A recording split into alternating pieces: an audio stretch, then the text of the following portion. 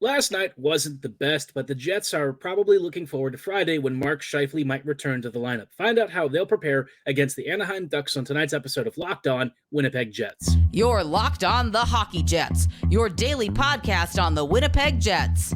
Part of the Locked On Podcast Network, your team every day.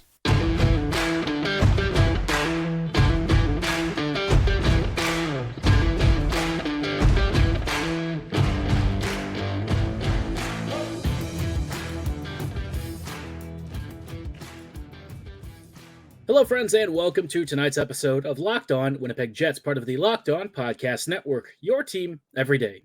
I'm your host, Harrison Lee, an avid Winnipeg Jets fan and an online blogger.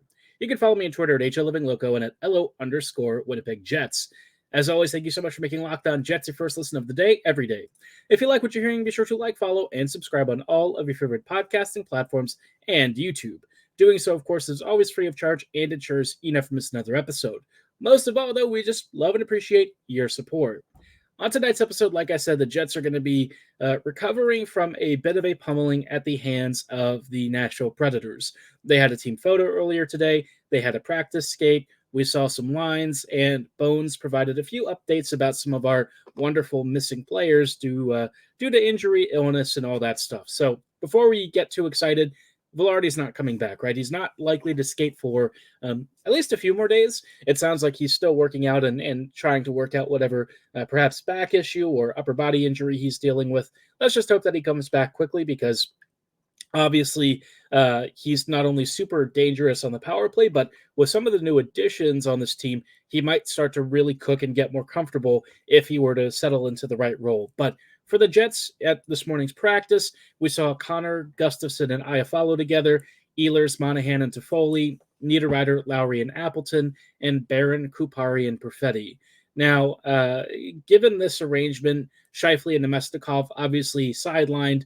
Both Bones does suspect are going to be ready by Friday, or at least he's hoping. So let's just cross our fingers. This team without Scheifele really isn't super inspiring, if I'm being honest. I think we saw their limitations yesterday. And look, I get it, right? Mark is almost impossible for this team to outright replace. You know, whether people really want to admit it or not, he's still one of our most creative players, one of our most talented attacking options, and really just a great all-around attacker that the Jets don't really have anyone in the system ready to step up in his place. We've had guys who have tried to fill in the role admirably, but I still think at the end of the day, Scheifele just does so much, and I think to some degree, he might actually be a little underappreciated, which is sort of funny to say about a guy who is very clearly the number one seed. But, you know, all the same, you can tell that this team was really missing him in yesterday's game. So hope he's feeling better and ready to go. Obviously, his impact against a team like Anaheim should be pretty pronounced because the Ducks aren't great. And if you're the Jets, you really want to make this game a very clear statement of a rebound, something of I guess, I don't know if it's going to be like an impressive performance, but I think it would be nice to just dominate an opponent again. I mean, obviously the Jets haven't really smacked up any really strong teams recently, but you know what? You got to take care of business against the weak teams too, and you don't want to fall into a trap of, feeling down about your last performance. Get up, dust yourself off, build some momentum, and try and win these next couple of games against bottom feeders while you still have time so that you can collect a few more standings points and get yourself back in the race for that number one Central Division seed. It's obviously still very much in play, and the Jets still have a game or two in hand on most of the competition, but that is where you absolutely have to take those points and make sure that you don't drop them in silly, silly mistakes. So let's hope for a better performance. In terms of how the Ducks are going to line up right now, they are predicted to run Vetrano, Strome, and Terry on the first, Myers, McTavish, and Killorn on the second, Leeson, Lundestrom, and Silverberg on the third, and Regenda, Gruel, and Johnston on the fourth. So, looking at this team, this is a squad the Jets should absolutely take care of. even if they didn't have Scheifele, I still think Winnipeg would match up pretty well against this team. And that's not to be, disrespectful to the Ducks or anything. There's still some pretty good talent on here. Vetrano, Terry, Strome, McTavish, Lindstrom. These guys are still really good. Some bright young talents. We're going to see Zellweger, I think, for the first time against Winnipeg. I don't believe he was in their last game. So obviously for a lot of Ducks fans, he's one of their brightest prospects. Mintyukov, of course, very impressive in his own right. There's a lot, for this team to really be excited about for the future. But in the meantime, obviously, two of their top prospects, Zegras and Carlson, are both out. Zegras isn't really a prospect anymore, but he's still one of their core young pieces, I guess. Carlson, obviously, a huge part of their future. And so this team that the Jets are facing really should be one that Winnipeg can get the offensive zone possession against and beat. If the Jets can do what they did against Washington, to me, this should be a pretty straightforward victory. I know that I called a big game against Nashville the other day. That was before Scheifele went down. After that, everything was just sort of up in the air and thrown into chaos. So hopefully, even without either of Scheifele or Namestnikov, Winnipeg should still have enough firepower to get past this team. I would anticipate at least one of those two playing, so I'm not going to worry too much about that. If they don't, obviously, Gustafsson, you're not going to want on the first line. You probably move up Monahan or Lowry or something. Don't know how else they would really arrange it because the Jets don't have like a ton of high-end centers who would be able to eat up those minutes. But against the Ducks, if you're going to have some absences, this is probably the team to have those against. Columbus, a little more effective recently, not a team that I'd prefer the Jets to have on the road without some of their top players. So, let's see how things go. Obviously, both the Ducks and the Jackets should be pretty straightforward victories, but we know that has not always been the case this season. Thankfully, though, the Jets have recently taken care of business, or even in some of their losses, outplayed most of the bad teams that they've faced. So that's good. That's a positive sign. You still got to take care of business, and I think the Jets are well on their way to doing so. My only concern is, if the Jets don't get healthy soon, is that going to bleed into the rest of the season? They've got, 19 games left, something like that. And, they've got about, I would say, a third of those, or maybe even half of those against, playoff teams. So the Jets really have to tread carefully, and it'll be a big test down the stretch to see how they do. You got to bank these points against weaker teams while you still can, because once you start, facing those playoff teams and whatnot, and you're still not feeling 100%, it could be a very brutal last few weeks of the season. But I'm trying not to be too pessimistic. I want to be optimistic. I want to look on the bright side and be excited because, the Jets are in the playoffs no matter what. It's just a question of where they're going to finish and, who they're going to face in the first round.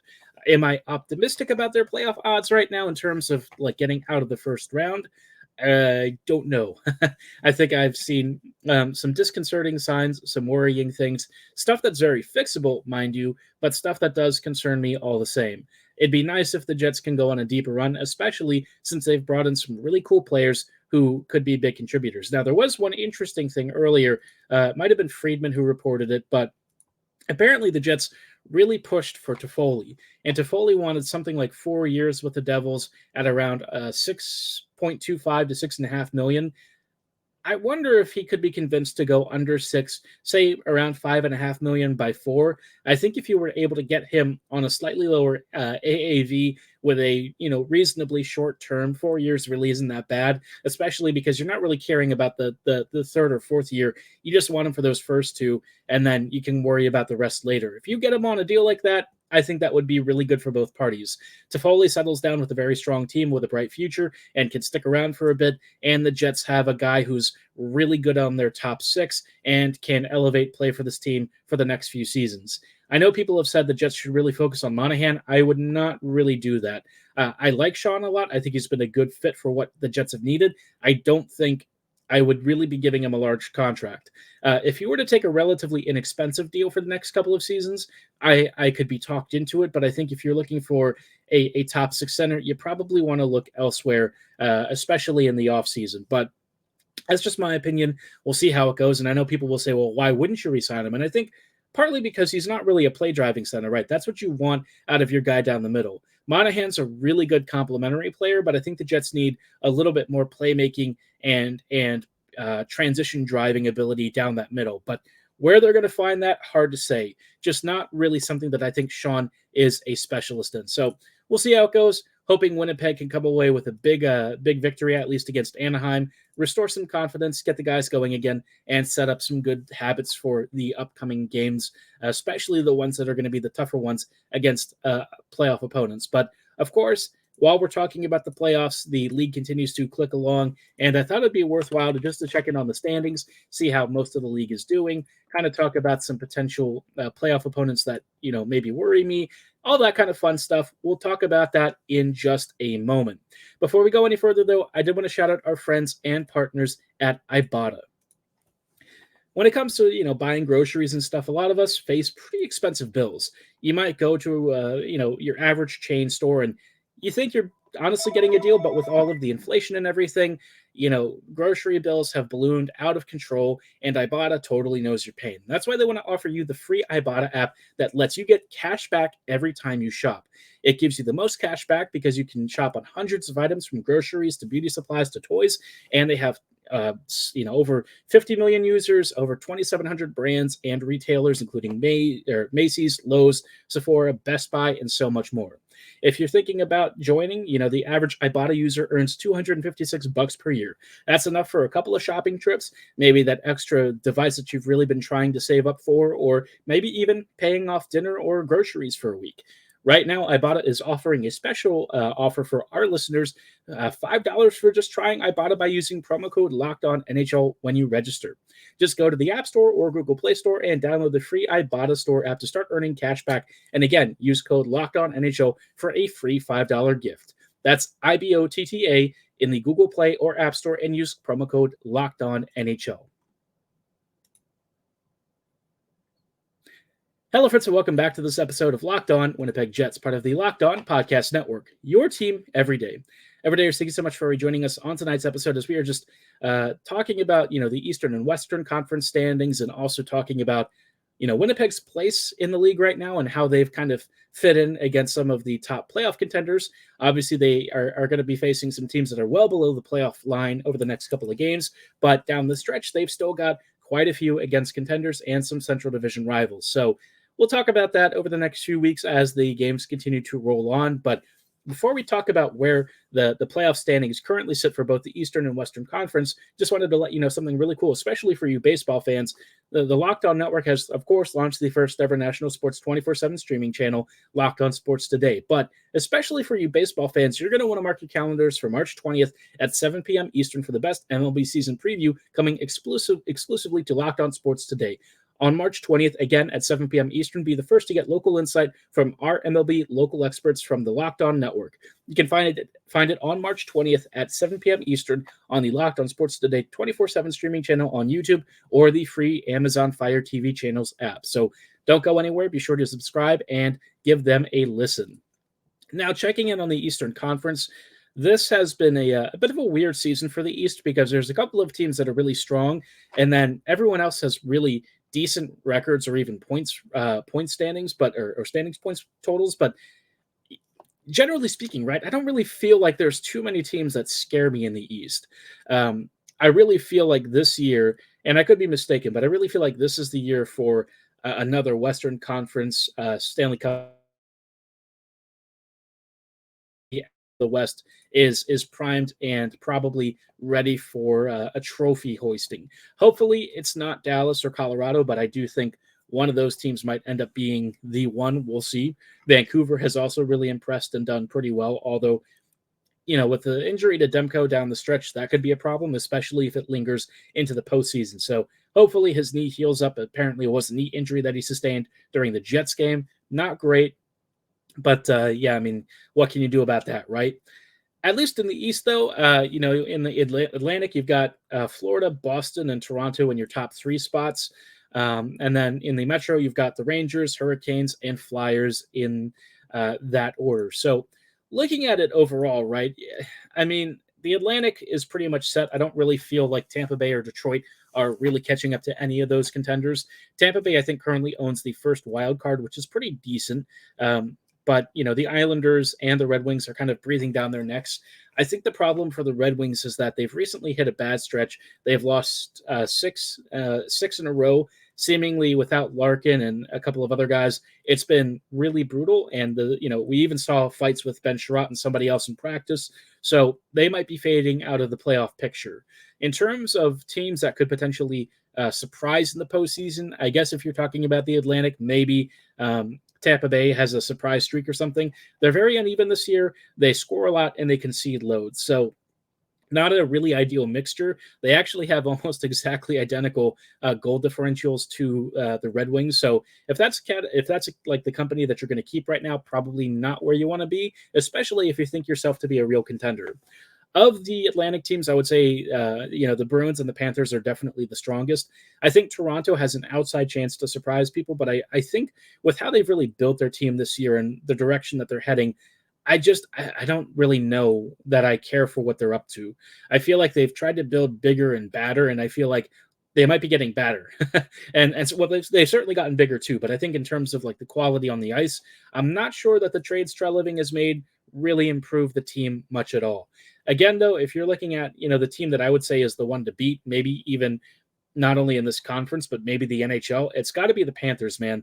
They have been one of the most dominant squads out there, 8-2 in their last 10 games. They really don't concede a lot, just 156 goals against, and they have had a lights-out offense that just continues to surge and really put opponents to shame. So if you're talking about a team that's likely to face somebody from the West in the Cup Finals, it's probably the Panthers. The Bruins have a pretty good shot thanks to their goaltending, but they're definitely not on the same tier as the Panthers are. Out in the Metro, Carolina and the Rangers are probably two of your strongest teams. Everyone else to me is just either a fringe contender or maybe not even that great, period. I know the Flyers have kind of hung around in the third spot, but I think to me, unless something really changes with that team, again, they are mostly a fringe contender, probably more of a wild card team if we're being honest. But thanks to, the Metro not being particularly good, they have found themselves in third. The Rangers are the team that probably interests me the most because you look at their underlying numbers and they don't have the best profile, right? But thanks to a really, really elite power play and some excellent finishing talent in addition to Shesterkin kind of finding his game, they've really rallied around and kind of pulled their season back into focus.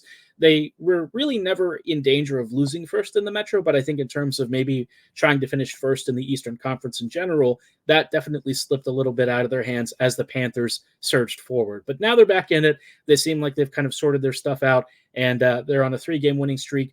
I think the Jets are supposed to play them pretty soon, so that'll be interesting. A very tough team, one that I would not want to face in the postseason, but if you had a choice between them and the Panthers, you'd probably want the Rangers more. The Hurricanes, we all know what their story is. A strong team that always likes to put lots of pucks on the net. Hasn't always been the best finishing squad, but still a generally well put together team that somehow blew like a 3-1 lead to the Jets in the third period. So it was maybe even like a 3-0 lead. It was weird. But overall, still a squad that's pretty strong. Maybe good for a round or two, but beyond that, probably not. Not a conference finalist, in my opinion. But again, hockey can be unpredictable, and sometimes we really do get surprised. So, you just got to let the games play out, see how they work, and maybe one of these Eastern Conference teams that we really think is at the top of the list ends up getting bounced early. It happens almost every year, and maybe this season will be no exception. If the Panthers go out early, that'd probably be a breath of relief for the entire NHL because that team looks very, very, very scary. Now, in terms of the Western Conference, things are pretty interesting because, like I said, while the Western Conference teams maybe have slightly lower points totals than the top contenders in the East, I honestly think it's partly because the West is super competitive and has really the highest concentration of talent in the whole NHL. We'll talk about which teams are really impressing and which ones have kind of fallen by the wayside in just a moment. But before we go any further, I did want to shout out our friends and partners at Robinhood Retirement. Did you know that even if you have a 401k for retirement, you can still have an IRA? Robinhood has the only IRA that gives you a 3% boost on every dollar you contribute when you subscribe to Robinhood Gold. But get this, now through April 30th, Robinhood is even boosting every single dollar you transfer in from other retirement accounts with a 3% match. That's right, no cap on the 3% match. Robinhood Gold gets you the most for your retirement thanks to their IRA with a 3% match. This offer is good through April 30th. Get started at robinhood.com/boost. Subscription fees apply. And now for some legal info. Claim as of Q1 2024, validated by Radius Global Market Research. Investing involves risk, including loss. Limitations apply to IRAs and 401ks. 3% match requires Robinhood Gold for 1 year from the date of first 3% match. Must keep Robinhood IRA for 5 years. The 3% matching on transfers is subject to specific terms and conditions. Robinhood IRA available to U.S. customers in good standing. Robinhood Financial LLC, member SIPC, is a registered broker-dealer. Hello, friends, and welcome back to these closing thoughts on tonight's episode of Locked On Winnipeg Jets, part of the Locked On Podcast Network. Your team every day. Every day, thank you so much for joining us on these closing thoughts as we just check in briefly on the Western Conference, which has been a pretty crazy conference, if I'm being honest, and especially the Central Division, I would say, has been both the wildest and the best division. I think on average, I think this division has some of the strongest contenders in all of the league. And like I say this, after having said the NHL or the Atlantic Division maybe has the NHL's top contender right now, you look at the Central Division, though, and you realize Winnipeg is like the third best team in that whole division, which is crazy because they have 7 more points than like Nashville, and Nashville's in fourth with 80 points. That's pretty wild. In terms of other divisions that have, fourth place teams, I think the next closest is like the Tampa Bay Lightning with 74 points. So you can tell that at the top of the Central, there is a ton of congestion. There's a ton of talent. And right now, Colorado and Dallas are tied for first, but they've also played 2 more games than the Jets have. And Winnipeg is just behind them, 2 games in hand, 2 points behind. And look, I know that the recent form for the Jets has been a little bit uneven, but I think we're going to keep seeing a lot of jockeying at the top of the Central here. I think teams are going to go through some swoons, maybe some resurgent runs, and the Jets have kind of been in and out thanks to the flu. So I'm really hoping in this final stretch that Winnipeg starts putting it all together and find themselves in safer shores. Because like this team has a lot of pieces to be a truly elite contender if they just start to figure out how to, optimize and make the use of them. So in terms of the teams that I would still say are the absolute strongest, I think, the standings are pretty reflective. Colorado and Dallas are both really elite teams. And if you look at their goals conceded and stuff, I think you realize a lot of what they do so well is just outscoring, what they give up. Colorado and Dallas are elite offensively. They're very deep, and they both improved at the trade deadline, especially the Avs. Like the Avs had more gaps to fill, but they definitely made huge plays for it.